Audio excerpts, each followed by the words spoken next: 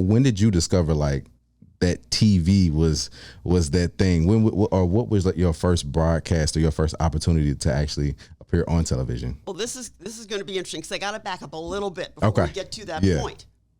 My first job in the media was at WJR Radio in Detroit. So you was on radio too? Yeah. Oh, yeah. I was on radio. Okay. Yeah. Like I said, we're going to go down a rabbit hole. Yeah.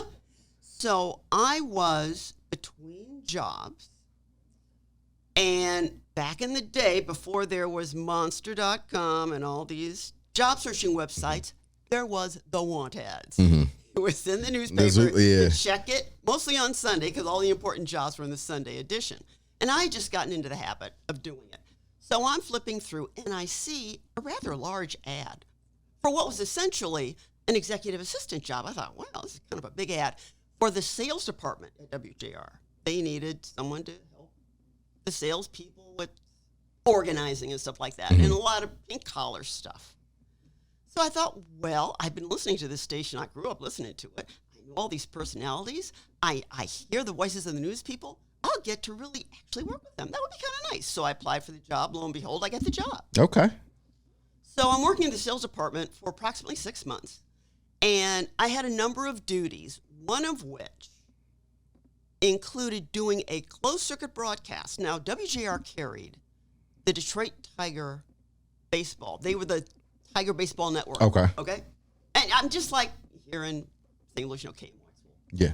So, throughout Michigan, all these little teeny tiny stations, of course, they, also broadcast with permission of WJR. They get to broadcast the game as well. But they have to run certain ads, certain WJR ads. And then there are other little commercial slots where they can put their local ad for Joe's Bar or whatever it is. So 1 or 2 days before every broadcast, I would go walk into this booth with a paper that had been given to me by one of the sales guys saying, okay, this is the rundown. So just get on the air, flip the switch at 1:15, whatever time it is, and just read it.